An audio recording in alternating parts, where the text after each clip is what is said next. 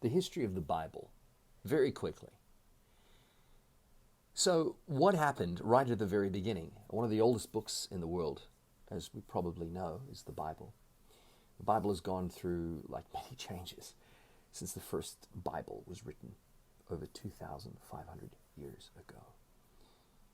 And what we get is that the Bible basically dates back to 3,800 BC, plus the 2,000 years that we're supposed to be living in. The Jews calculated it to be 5781, so that's the year we were in last year, in 2020. The Bible was written over a very long period of time. 39 books were completed for the Old Testament, and written in Hebrew and a little bit in Aramaic. The New Testament is written in Greek, the Greek New Testament, written between 70 AD and 150 AD. And we see that for the very first time, the first English Bible to appear on the scene after the Codex Vaticanus and the Codex Sinaiticus, which were made on codex, which is basically sheets of paper.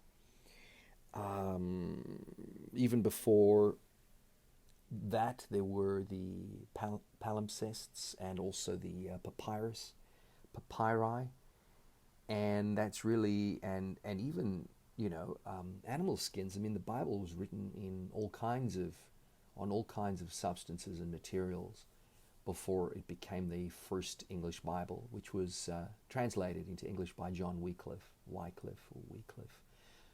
in 1384. That's going back a while, 1384.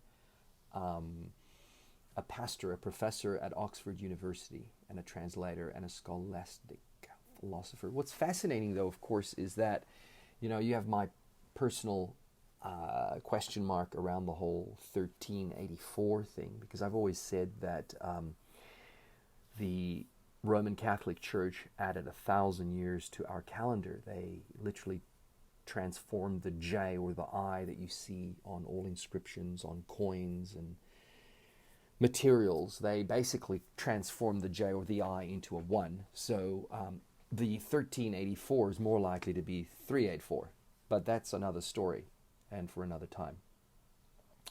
The English Bible was entirely handwritten in England, and it took about 10 months.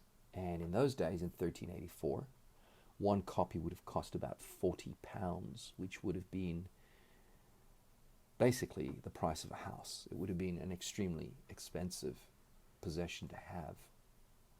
It's because of the Gutenberg press in 1455 that one of the biggest advancements in history enabled the Bible to exist so readily for today's society. And Johann Gutenberg invented the first printing press in 1455, and it's because of that the first ever Gutenberg Bible was printed in the Latin language. And what I find amazing is that right from the very beginning, we see how the Germans have a solid foundational movement when it comes to the Bible. It's a Latin document, and it's printed by the Germans. The change of thrones in 1603, England's Queen Elizabeth died, and the crown was left to King James in 1603. The citizens felt secure with Queen Elizabeth, but they also feared, they really did, they feared King James. King James was looking for some form of leverage that he would have over the people in some way or another. And he knew from the clergy, who had a penchant for what was Latin, the evocations of the Latin documents of the Bible, he thought, you know what? It would be great to have a copy for myself, but I can't read Latin. I'd love to have a copy in English. I can't read Hebrew, he said. I can't read Aramaic. I can't read the Greek. I can't read the Codex Vaticanus or the Codex Sinaiticus. And the Gutenberg Bible is out of my reach too. So it would be great if I had one for myself done in English. Well, this is what makes it so fascinating, is that he went about to write, to have a Bible written for himself only. Originally it was just for himself. He was not interested in having a Bible be made available to everybody. He certainly wanted to know for himself, out of his own curiosity, what the Bible was really all about. So they made an English Bible. They created an English Bible. And he brought together, quite literally, the finest scholars and of the time, and to basically translate the Bible. He appointed the job, literally, to 50 of the country's finest people to handle the translation to English. They set a series of rules to remove all bias from the translation, and sort of a Berean style checking of the translation to make sure that it was absolutely accurate. He needed it to be accurate himself, for himself. This feat was accomplished in 1611. And so what happened was, and this is what I love about the story, is that he had a copy, he had a in English made for himself, and he wasn't interested in sharing it. And John Wesley stole the Bible. He literally stole the English version and started making copies of it so that he could get it to the people. So the Bible basically became translated and was suddenly made available for an illiterate country. Of course, King James felt oppressed by this. He didn't like the idea that suddenly there were copies. John Wesley, in fact, was in exile. I mean, he was forced into exile. He was forced to run away because he suddenly was a criminal, right? John Wesley was an English cleric. He was a theologian, an evangelist, who was a leader of a revival movement within the Church of England, known as Methodism. The societies he founded became the dominant form of the independent Methodist movement that continues to this day. Now, that's an entry right from Wikipedia. I did a search. But if you read about John Wesley, you'll be fascinated by what an incredible man this is, what an incredible man he was. On so many levels, John Wesley is someone I admire so much. He, prior to the Bible, he had written the all-time best-selling, one of the best-selling medical texts of all time. He was a very learned man, an extremely smart person. It was John Wesley who coined the term, let's agree to disagree. Did you know that? He was the guy who said that. He said, let's agree to disagree. That was him, John Wesley. And he was really good at figuring out what were the doctrines that were of a less essential nature and which ones were of the most valuable nature. And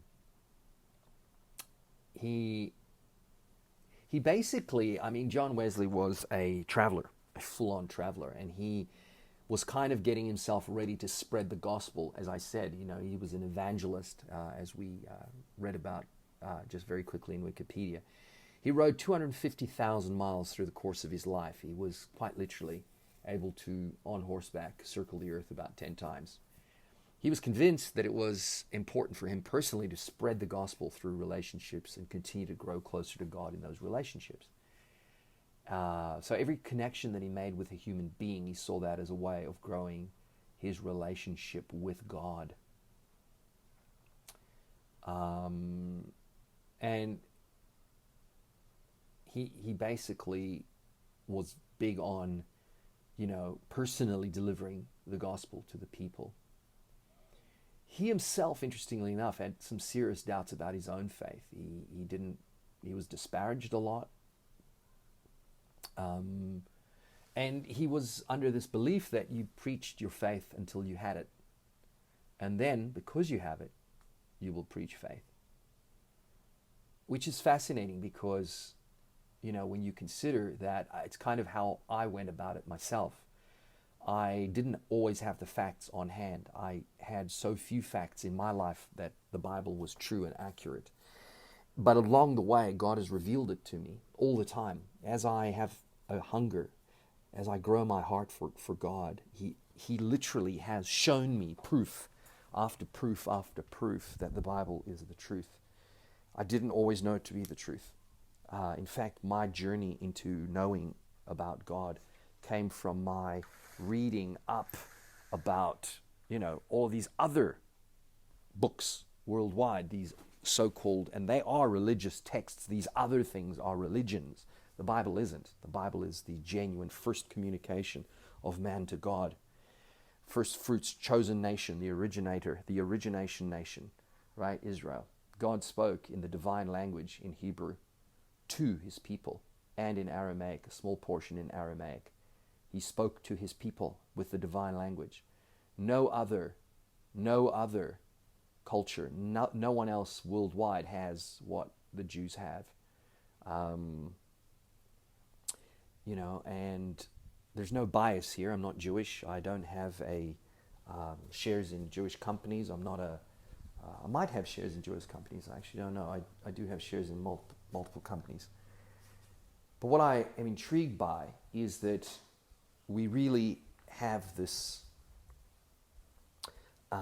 we start to see genuinely that there's the truth, and then in the Bible we see many, many times where God says, throw them out, get rid of these people, these ones that are worshiping their idols. And these people literally with their idols get excommunicated. They get evacuated out of where Israel is. They become nations. They become other peoples in other countries believing in their idols. And with, obviously, that belief in their own idols, they take on new belief systems. They start to believe what the demons are telling them. So truly what was revealed to me over time was pretty much what John Wesley was experiencing. He experienced God telling him, showing him the truth while he was building his own faith, which worked to his advantage. It's interesting that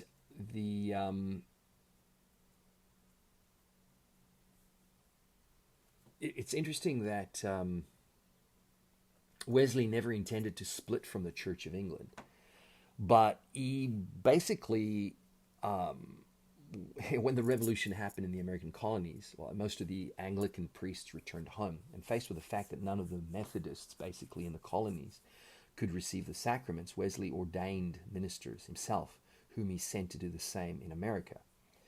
He was very practical, even when it caused problems, and that act was the beginning of the separation that formed the Methodist Church in America.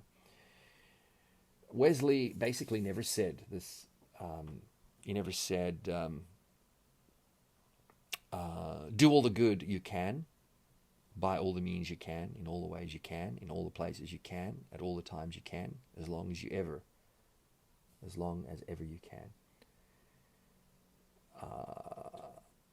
That is a very well-known saying, but it's not something apparently that John Wesley said, which is interesting because I have a feeling it's got something to do with him.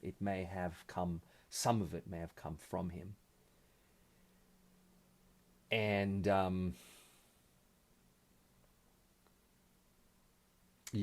it's fascinating. I mean, Wesley believed that really the only way to really sustain, you may become saved, but the only way to really sustain that Christianity, that love of Jesus Christ, was to do it in community with other Christians. And he brought more than 132,000 people into the kingdom in his lifetime. So, it started off with a very small number, a handful, and he grew his believers, the number of believers in Jesus Christ, to 132,000 people. And like everything about believing in God, believing in Jesus Christ, it's all geometric. It becomes geometric progression, because the amazing thing about being a lover and a believer in Christ is that you see all the miracles. All the miracles come into being. You see the healings, you experience the healings, you experience the Holy Spirit, you experience the quite literal fire of the Holy Spirit moving through people. And I say that because of the Shekinah glory, right? We get to see that pillar of light, that pillar of fire.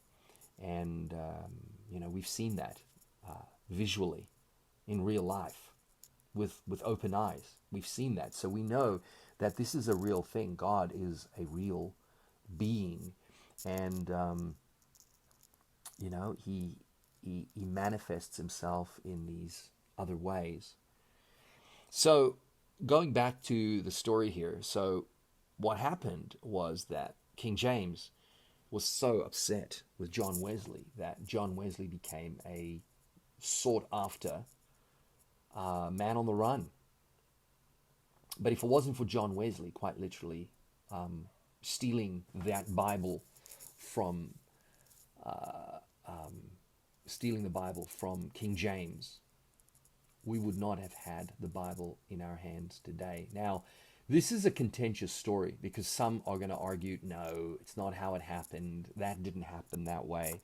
And I'm always intrigued, because I studied history. I did 4 years as a major of history, and I can tell you that scholars don't want to believe that. They all want to believe that it was actually King James who was, in his good kind-heartedness, made a very determined decision that he should have the Bible translated for an illiterate country, and that it was to be read orally, aloud for all to hear, and that was by his decree, his good decree, that was to happen. And this is what people to this day believe, scholarly, through universities, etc. That's still the story. But no, it was because John Wesley took it out of his hands and created the Wesley version of the Bible, which is an extraordinary Bible to read to this day. And so the King James version, as nice as it is to have that as a Bible, is a very dry Bible, and seems to be quite stoic, and also not as colorful or as bright and illuminated in its rich writing style that's closer to the Hebrew and the Aramaic and even the Greek as the Geneva and the Wesley. I mean, these are, beautiful Bibles. That's basically it. There's a lot more. Obviously, today, the Bible, especially the King James Bible, is still considered to be the most accurate and popular translation. What I'm intrigued by is how God used something that was for his own personal greed and desire for power to spread the Bible to the world, to have the Bible brought to the world, to as many people as possible. You can access the Bible through an app today. You can access it through going online, whatever. But you have to be very careful not to get the wrong version of the Bible. There are too many wrong versions of the Bible out there as well that you have to be very cautious about. The enemy has certainly stuck his tentacles into lots and lots of versions of the Bible. I mean, I have so many versions of Bibles, and some of them are counterfeits. The Catholic Bible, oh my goodness, don't get me started on the Catholic Bible. I have a gigantic one in front of me, and I'm intrigued by the extra books that are in there, and they're fascinating to read. And they are illuminatory. They do give you a sense of things that you weren't aware of, but there's so much about it that's just not accurate. And as you read them, you start to realize it's almost a de-emasculation of the power of the Bible. The true power of the Bible. They emasculate it. They try to take away the power, the strength of the true Bible. I've also come across many other Bibles. There's Bibles belonging to cults, like the Mormons, and there's confusing Bibles that belong to, and I don't want to attack faiths and religions here or anything, but there's too many out there that are also incorrect and wrong, and you must be very careful. They really aren't accurate. Anything that comes from a prophet, like Mormonism, is counterfeit. It's not the true deal. It's not the real thing. Hebrews 1:1-3, that in the old days, God may have used prophets, but after Jesus Christ's birth, there was no more requirement for prophets. So we totally understand that. We totally get it. That that the Son is the radiance of glory, of God's glory, and the exact representation of His being, sustaining all things by His powerful word. After He had provided purification for sins, He sat down at the right hand of the Majesty in heaven, and it's God's final word. God, Hebrews 1:1-3.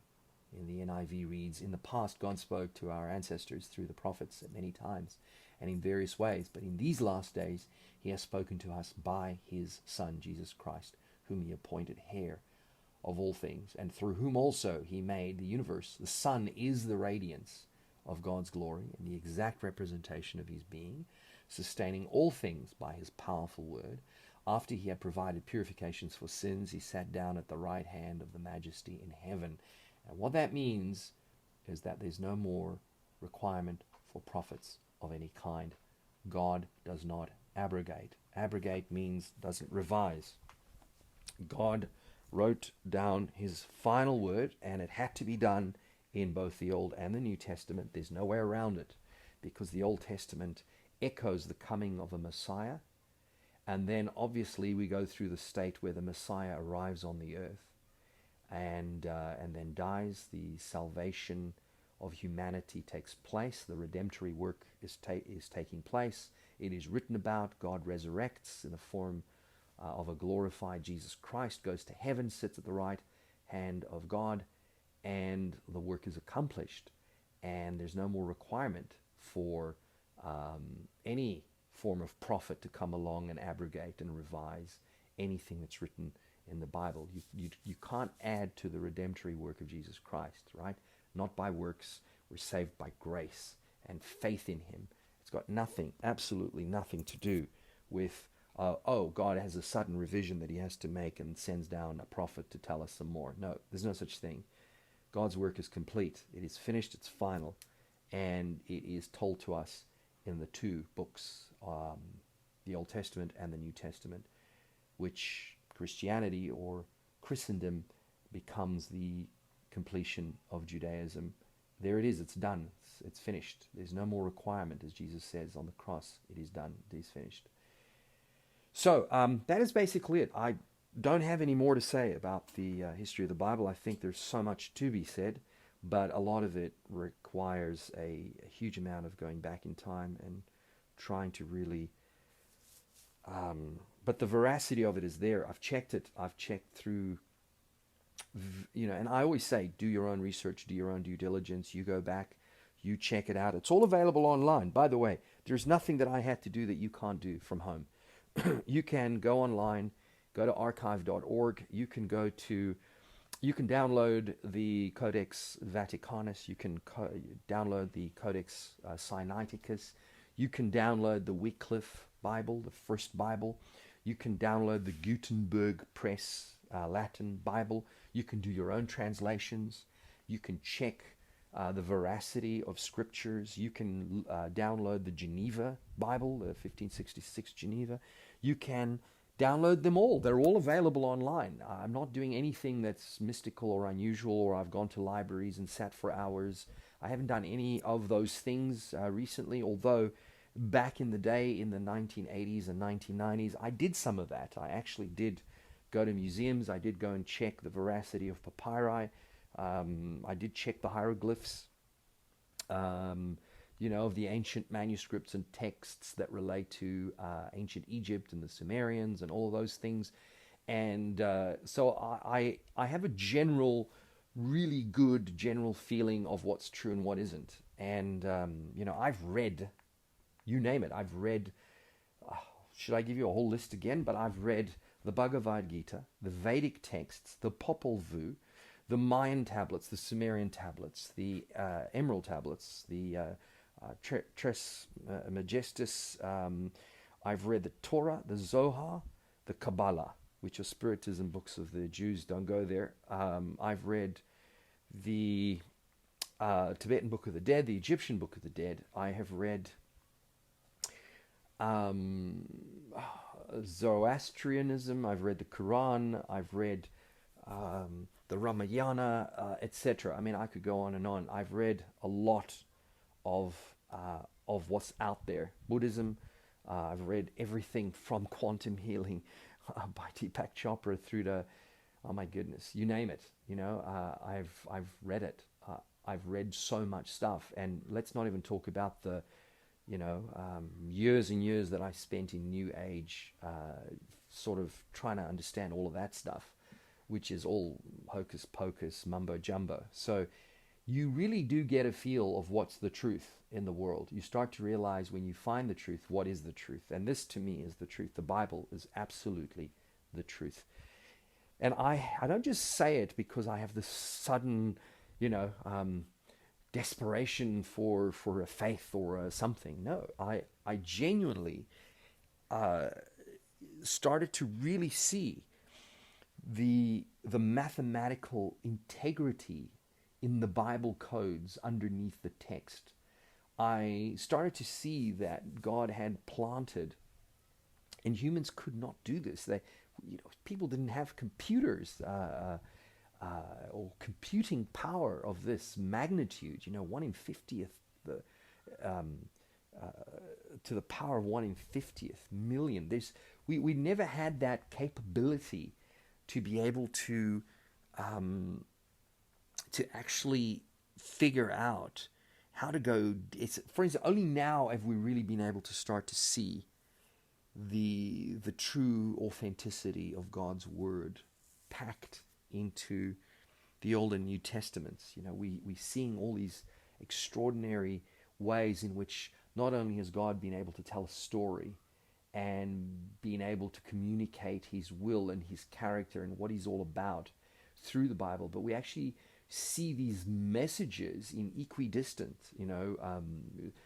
reflecting back, the name of Yeshua in Isaiah 53. That's the Old Testament. So there's, we start to realize that the angel of the Lord is actually Jesus Christ in the Old Testament. He's using the exact same terminologies, the exact same syntactical expression of words.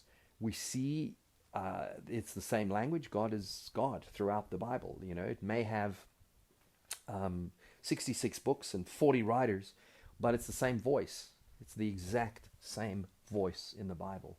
It's the exact same voice. In fact, what I was intrigued by is that the same syntactical combination of words that is used by Paul, right, a much more modern writer of the New Testament, 13 books in the New Testament, plus perhaps even Hebrews, is that he is speaking, he's using the same syntactical power, the same syntactical formula that appears in Joshua 6, with the fall of the walls of Jericho, right? You start to go, wow, it's the exact same syntactical lines of construction, in pentameters and the way that it's constructed. So I just started to go, there's so much coincidence, and there's so much that seems to be so orchestrated, perfectly orchestrated, that you realize this is the truth. This is the truth. And every day I find some new extraordinary thing that absolutely re-impacts into my life, into my faith, that it is the truth. And recently, the big one for me was the one that I came across by a gentleman on the Sid Roth show, where and the Sid Roth show sometimes is a bit tricky, to talk about. But this was a very interesting one. There was a gentleman who was a chiropractor, and he started to look at Bible codes. And he came across one that really blew me away. And again, I keep coming across these many times in a week. But this one was fascinating. So what happens is that the word Jesus Christ was crucified with 3 nails. A nail on the left-hand side, a nail on the right-hand side, and a nail through his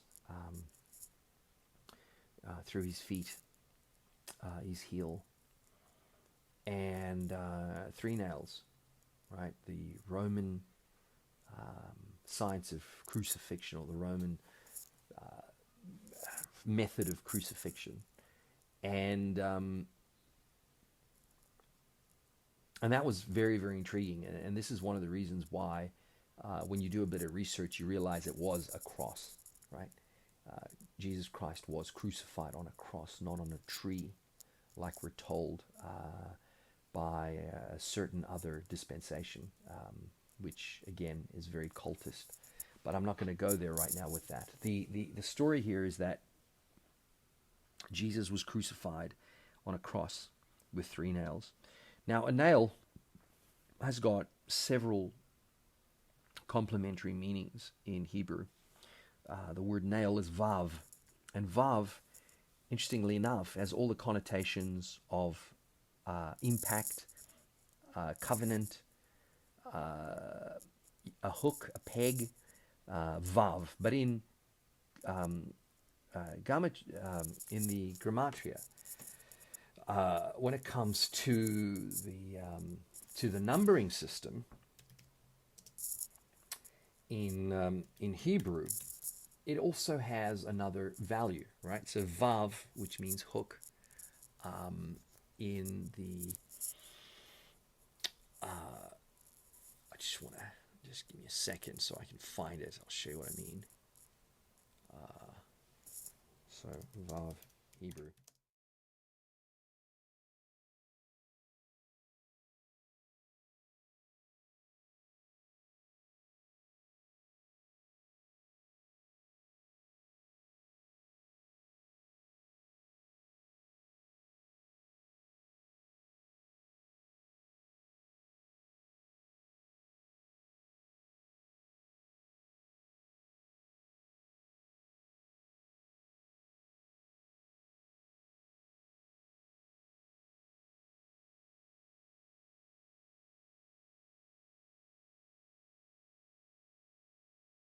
Basically nailed Jesus Christ to a cross with a vav, a peg, a nail, a hook, 3 times.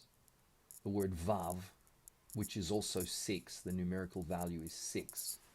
You see that they nailed Jesus Christ to a cross so that Jesus Christ nailed the plan of the enemy, 666, to a cross. He defeated the plan of the enemy by dying on that cross. I mean, you can't make this stuff up. This is extraordinary. This is an extraordinary finding. And